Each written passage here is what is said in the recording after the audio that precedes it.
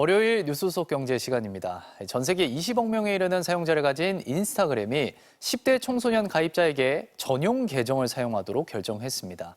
청소년 보호 정책 이성일 기자와 짚어보겠습니다. 10대 전용 계정, 성인들 계정과는 어떻게 다른 겁니까? 그 핵심은요, 부모가 자녀가 가진 계정을 감독할 권한을 갖게 된다는 겁니다. 네. 부모는 10대 자녀의 소셜미디어 사용 시간을 정할 수가 있고요. 또 어떤 사람과 메시지를 주고받았는지도 확인을 할 수가 있게 됩니다. 그동안 부모라도 이거 함부로 할 수 없었던 일이거든요. 네. 자, 10대 계정에는 성적 내용, 또 자살과 관련한 게시물을 미디어 회사가 추천하지 않고요. 또 60분 이상 접속을 하면 경고하고 밤 늦은 시간에는 사용을 아예 차단을 하게 됩니다. 안전을 위해서지만요. 소셜미디어 사용 시간, 또 사용 의욕을 좀 줄일 만한 그런 조치들이긴 합니다.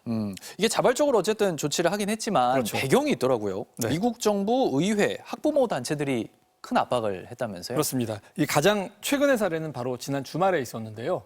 캘리포니아 주가 청소년들에게 중독성 있는 게시물을 추천하는 행위, 이걸 불법으로 규정하는 법안을 개정을 했습니다. 네. 2027년부터 시행될 이 법안은요, 이 기술 기업들의 본거지에서 소셜미디어 기업을 겨냥하는 것이 명백한 법안을 만들었다는 점에서 주목을 할 만합니다.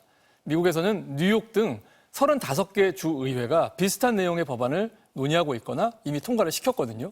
미국 바깥에서는 영국이 굉장히 적극적인데 합법적이더라도 아동에게 유해한 게시물이 있다면 그 책임을 미디어 회사가 져라 하는 이런 법률을 내년 하반기부터 시행을 하기로 했고요. 오스트레일리아도 가입 연령을 아예 제한하는 그런 법안을 준비를 하고 있습니다. 소셜미디어 기업 입장에서 이보다 더 큰 법적인 위협은 미국의 41개 주정부가 연합해서 지난해 10월 메타를 상대로 한 소송입니다. 네. 이건 페이스북과 인스타그램을 운영하는 메타가 부작용을 알면서도 사용자들의 이용 시간을 늘리기 위해서 이 중독성을 키울 만한 그런 각종 장치를 개발했다는 2021년 이 전직 직원의 폭로 이후에 본격화된 소송이거든요. 회사가 이익을 위해서 불법은 아니더라도 이용자들에게 해가 되는 장치를 만들었다는 고의성이 입증이 된다면 막대한 손해배상을 하게 될 수도 있는 그런 법안입니다. 그런 소송입니다. 네.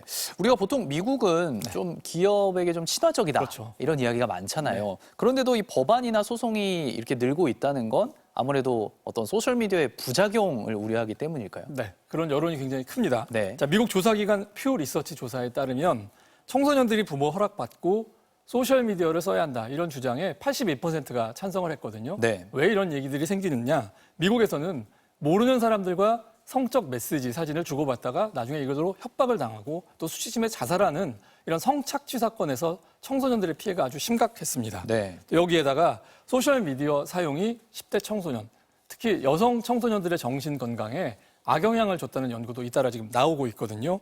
우울감 같은 부정적 감정을 커지게 했다. 이런 연구. 또 화려한 게시물이 많은 탓에 소셜미디어를 보면서 자기 외모에 부정적인 생각을 갖게 했다. 이런 연구 내용들입니다. 비교를 하게 되니까요. 그렇죠.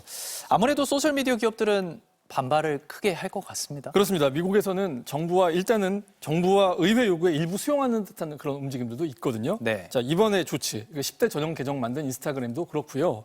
올해 초에는 또 부모를 안심시키는 광고 대대적으로 뿌리기도 했습니다. 하지만 이걸 무대를 법정 또 의회로 옮기면 또 사정이 달라집니다. 네. 소셜미디어 기업들은 막대한 자금으로 소송 또 로비를 벌이면서 자신들의 입장을 아주 공격적인 방식으로 방어를 하고 있습니다. 법안을 논의할 때는 의회에 강력하게 로비를 하고요. 법안이 통과된 뒤에는 법원으로 소송을 가져가서 시행을 늦추는 그런 방식이죠. 캘리포니아 주에 있는 그 온라인 아동보호법에 담겨 있던 기업에 좀 불리한 핵심 조항이 있었는데 이걸 정지시키는 법원 결정을 이미 얻어낸 것을 비롯해서 성과들이 좀 있었고요. 네. 이때는 표현의 자유를 침해할 수 있다. 또 아이들의 자유에 맡겨야 한다는 그런 주장을 앞세워 왔습니다. 하지만 그 이용자들을 보호하는 이런 조치에 굉장히 소극적인 이유가 이용자 사용 시간을 늘리는 게 곧 성과고 큰 돈인 그런 소셜미디어의 속성 때문은 아니냐 하는 이유 때문에 비난을 또 받고 있습니다.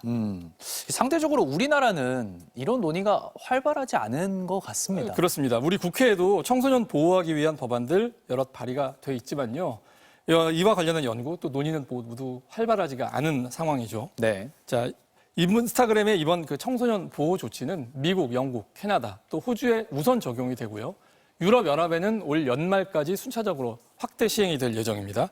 모두 이 문제에 관심이 많은 국가들 우선이죠. 우리나라는 내년 1월로 시행이 지금 예고된 상태입니다. 내년 1월. 그렇습니다. 네, 알겠습니다. 이성일 기자 잘 들었습니다.